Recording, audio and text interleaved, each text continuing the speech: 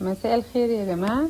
النهاردة بقى كده انا في شقة ماما وقلت انفض لها اوضة النوم، فرفع السرير وقلت بقى اشوف الدنيا تحتيه لغاية ما اظبط. وبعد كده انا مطلعه اهو الحاجة، هظبط بقى الحاجة اهو، اخد الجردل. ففي جزء اصلا ما كانش اتصور مع اني كنت فاتحة الكاميرا، بس مش مشكلة بقى. هعمل هرفع المراتب اهي، رفعوها من الجنب ده وهخلصها اهي. بص بوريكوا دي حاجات ماما بتبقى زيادة عندها، ده طقم اكروبال، كرونات زيادة كده. فبالنسبة لي ان انا لازم اطلع الحاجات دي اعمل تحتيها علشان الاوضة تبقى ظبط. بصوا بقى كده هطلع جزء جزء، مش هينفع امسحه كل مرة واحدة. لو طلعت الحاجة اللي تحت السرير الاوضة هتتقفل.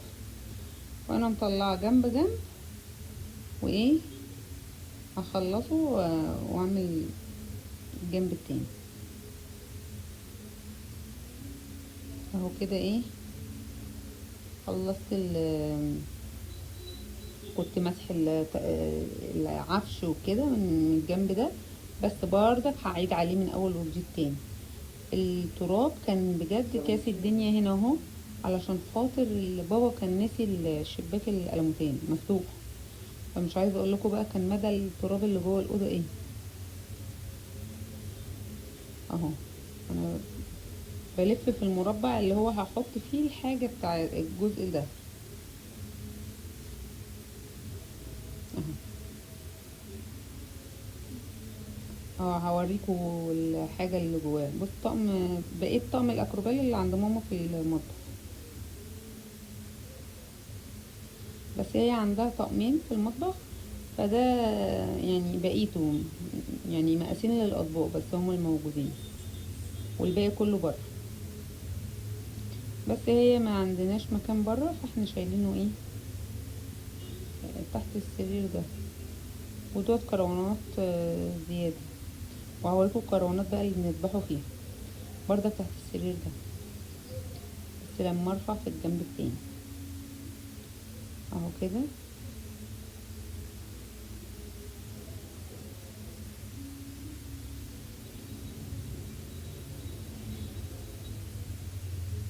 كل شوية الطرحة تنزل معايا، فالأحسن إن أنا ربطتها. هنا دي لقيتها شرايط الفيديوهات بتاعت أفراحنا كلها. هنا بقى دي برضك هتلاقيها حاجة هي مهمة شايلاها برضك، ملهاش مكان بره. حلة الأهرام، مقاس كبير زي اللي عندي، بس برضك زيادة عندها شايلاها. هي حياتها منظمة، ماما حياتها منظمة، فعشان كده كلنا طالعين زيها. بس ماما مساحة الشقة عندها مش كبيرة زي، ففي حاجات بتحطها تحت السرير. انا لا، يعني الحاجات الجديدة دي انا ممكن يبقى ليا مكان عن في المطبخ، لكن هي مش عندها كده.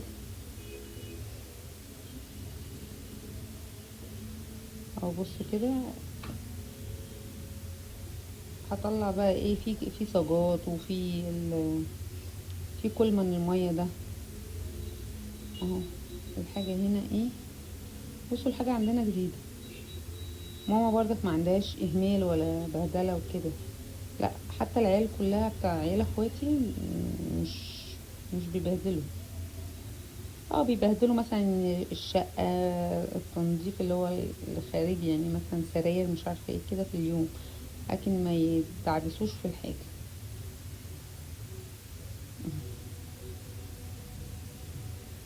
اميلها وبقى كده هبدأ ارص بقى الحاجة اهو. بص دي كروانة من كروانات الذبيح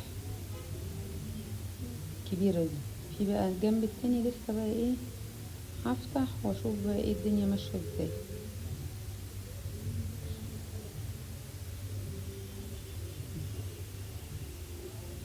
اهو كده. بصوا المراتب بتاعت بابا زي الفل.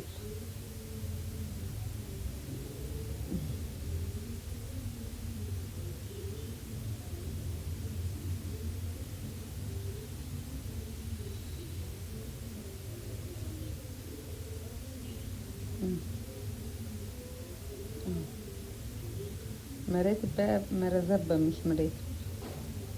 اما هيعزلوا طبعا كل المراتب دي مش هياخدوها، علشان هيجيبوا اللي هي بقى الحاجات الايه الجديدة، السفنج والحاجات دي.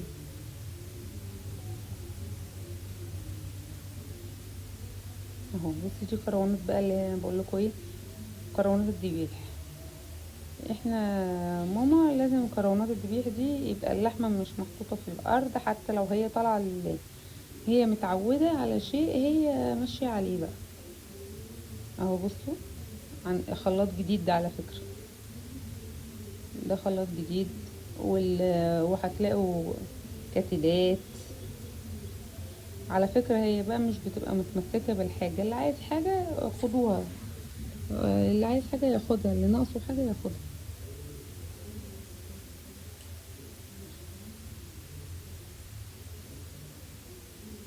هي عقبال ما جت من السعودية كنت انا قلبت الشقة كلها. اهي دي بصوا، احنا على طول ربنا يخليه بابا بيعمل اعياد ميلاد للعيال عنده، فدي زينة اعياد ميلاد كل شوية يجيب، فبنستحرمه الصراحة نرموه.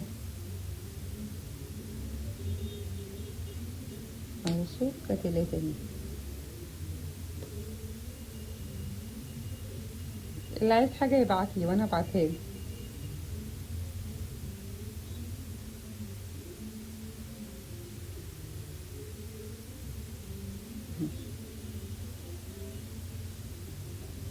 بصوا بقى المية عقبال ما خلصت الجنب ده كانت حاجة مش طبيعية. انا قلت لكم ان انا روحت المدرسة الليل النهاردة بقى، كانت الاخت لوجي عندها كانت بتقول لي ماما ده انا عندي زيارة، وفي الاخر ما طلعش عندها زيارة ولا حاجة، واتأجلت الزيارة لغاية يوم تاني. هي عايزة تروح الرحلة مرة، وعايزة تروح زيارة مرة، وعايزة تخرج مرة، فأنا مش عارفة والله، عايزة تشتري العيد مرة. فبنتي اليومين دولت عندها فراغ. اللي عنده كده والنبي يبعتلي يكتب لي والنبي إيه، كل العيال كده ولا هي بنتي بس؟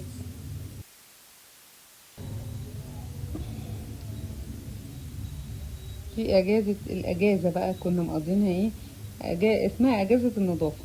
اهو كده بقى، دي بقى ايه المراوح بتاعت اوضة بابا.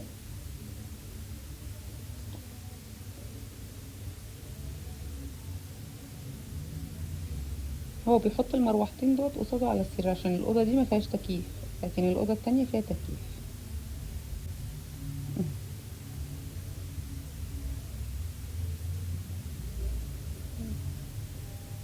بصوا شايفين الركنة دي كلها مصاحف، كلها مصاحف وسط كده يعني. كان اخويا جايبها من السعودية. بص دي المصلية اللي بوريها لكم دي بتاعت بابا، اخويا كتب له ابي الغالي، بس بابا لسه ما استعملهاش، بس هيستعملوها ان شاء الله في التراويح بتاعت رمضان. كلنا بقى ان شاء الله لوجي تطلع بتاعتها، واحنا ان شاء الله.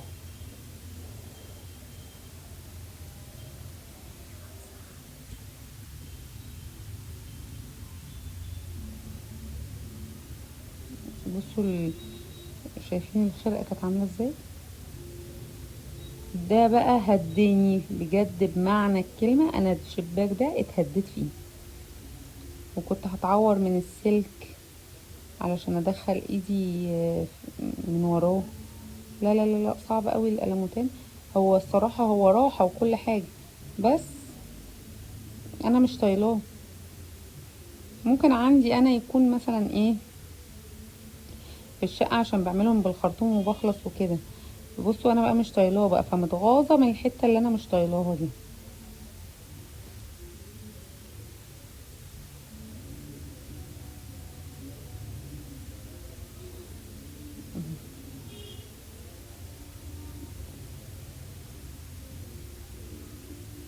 كل شوية ايه هغسلها وارجع امسح، هغسلها وارجع امسح، لغاية ما ابقى راضية ها الى حد ما عن النظافة بتاعتي. بحاول. بصوا انا ايدي كده اتحشرت. ولوجي مصممه يا ماما اعمليها، يا ماما اعمليها. اهو كده بقى ايه، هعمل الجنب ده بقى. بصوا ورا التراب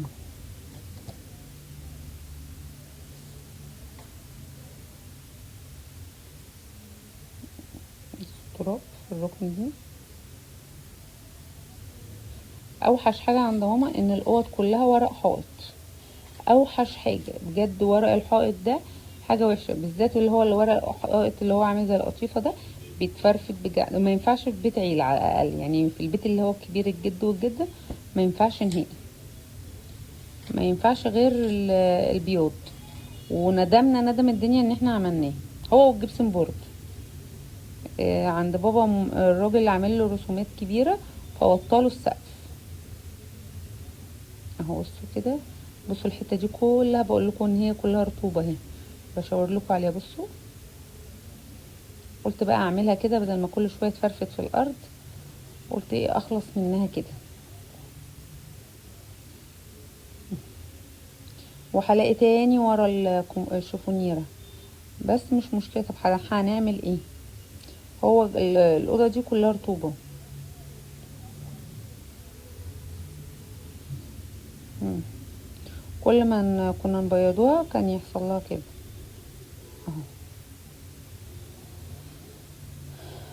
فقلت بقى ايه اختصرها وايه، وقبل ما اسيق اخلص منها.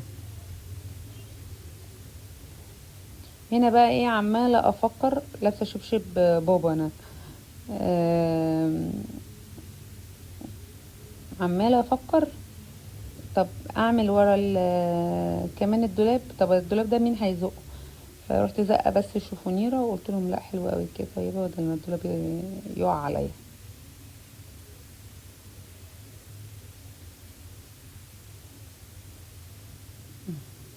احلى حاجه السيراميك عند بابا هو كده لسه ما تسيقش، وهو طبيعته ليه لمعه كده. متهيألي ده كليوباترا، بس مش عارفه ده بورسلين ولا ايه، انا مش عارفه. هو كليوباترا بس مش عارفه بورسلين ولا لا.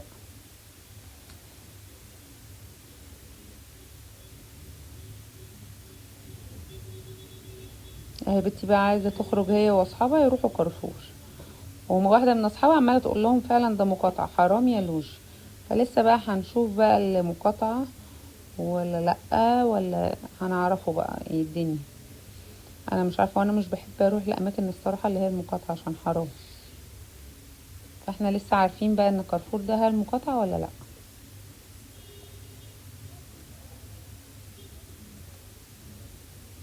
انا بروح انا وعيالي، انا ما اعرفش. اهي لوجي هي اللي بتصورني عشان الرينج لايت كان بره بقى، كنت خايفه اللي يقع الموبايل على السيراميك. اهو احلى حاجه في اوضه بابا اما تتمسح اللمعه بتاعتها.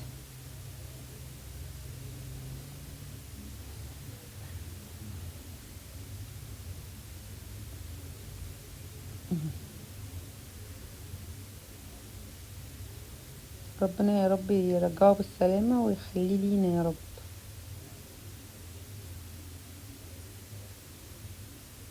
ادعوا له كده يا رب، ربنا يشفيه ويخليه لينا يا رب.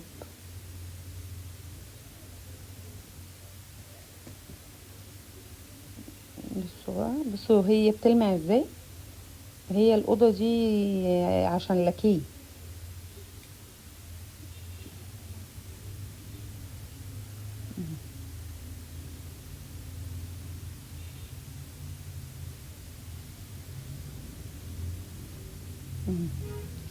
الصراحه قضيت كام يوم، هو طبعا البيت من غيرهم وحش، بس قضيت ايام جميله برضك انا واخويا الكبير.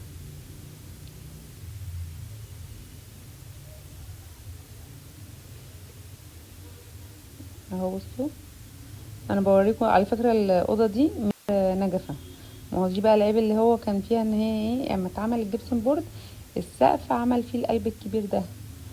فمفروض اوضه النوم اللي عندي في بيتي انا تبقى في الاوضه دي، فما نفعتش تدخل. الراجل كان اخد المقاسات غلط، فالاوضه عشان كده بابا حط اوضته القديمه تاني. لكن هي المفروض بابا يحط الاوضه اللي هي عندي في شقتي، بس عطاها لي انا بقى.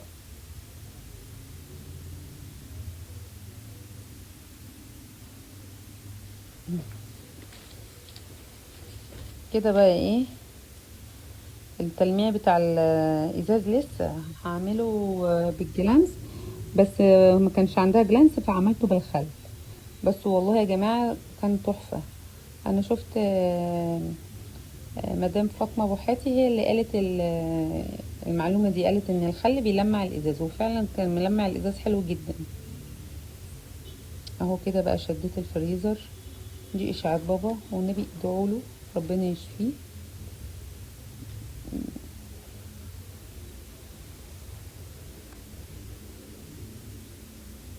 اهو بصوا كده في النظافة بقى، ده ورا السراحة بقى، انا احب بقى كده ايه، احس كده بالنظافة. هنا بقى كان واقع دقيق، كان جاي عندها شوية دقيق واتقلب هنا اهو.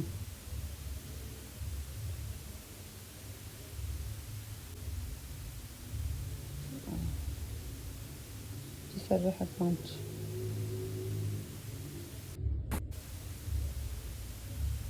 انا اليوم ده اتهديت بس كنت مرضية قوي اخر الليل لما لقيت الايه الاوضة جميلة كده. لسه بقى ايه كمان هكمل فيها تلميع وهرص فيها حاجات. دي بقى الصواني اللي ماما بتعمل لنا فيها الكيكه. بردك دولت المقاسين دولت ملهمش مكان عندنا، فهي حطهم في كيستهم زي ما هم، تستعملهم وترجعهم تاني لغايه ما ان شاء الله ربنا يكرمهم ويعزلهم. بس يا ريت ادعوا لهم والنبي يخليهم كده معايا على طول، جنبي كده على طول احسن حاجه. هي بردك شايله الكرتونه بتاعت العجان فوق الفريزر ده. هي عندها بقى الفريزر اللي هو المسطح ده تحت، فوق في الدور اللي فوق ده بقى اللي هو الدرج معاها تحت. بس كده. بص هي اصلا مخليها زي الفل. كده قربت الاوضه خلاص تخلص كده معايا. وكنت اخدت كل اللي على الرشاقه بتاعت بابا دي غسلته، كل الهدوم اللي على الرشاقه كلها غسلتها. بس في حاجات عند ماما كانت مغسوله حرام فانا ما غسلتهاش، بس لميت كل الحاجات غسلتها بقى الباقي. او كده ايه كنست الاوضه بقى، لسه الجزء بقى اللي في النص ده هديله تلميعه. وبرده كده مش خلاص، لا ده كده ايه انا بخلص البهدله بس بتاعت الاوضه، لكن يعني تحت الحاجه. لكن انا لسه اما اجي افرش السجاد همسح الازاز وهلمع الموبيليا تاني من اول وجديد، وهمسح في النص كده وافرش السجاد. يعني كل ده في حاجات لسه برضك.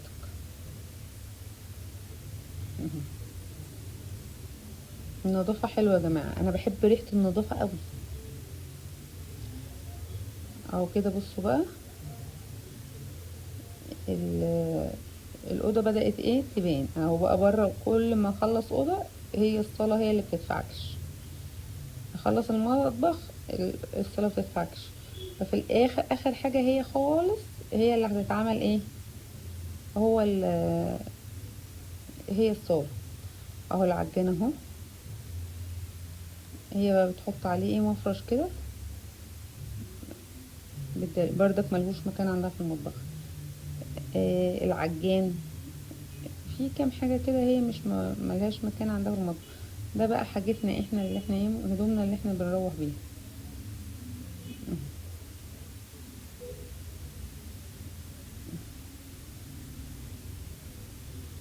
وبس كده بقى ايه خلصت الجنب ده كده. وهرجع بقى ايه اشوف ايه اللي على السرير. كده السرير لسه ما اتفرشش، كده لسه الارضيات ما اتفرشتش. بس ايه رايكم في الاوضه اهي بردك ايه بانت. اهي هرجع المصاحف بتاعتي تاني. وكده ايه لمعت الارضيه الجنب اللي جوه ده. ومش بس كده، هنفضل نلمع فيها كده كام يوم، كل ما ادخل هفضل المع فيها لغايه ما تبقى حته قشطه. بصوا السيراميك هو طبيعته كده يجي بس عليه نقطه ميه بيبقى بيلمع.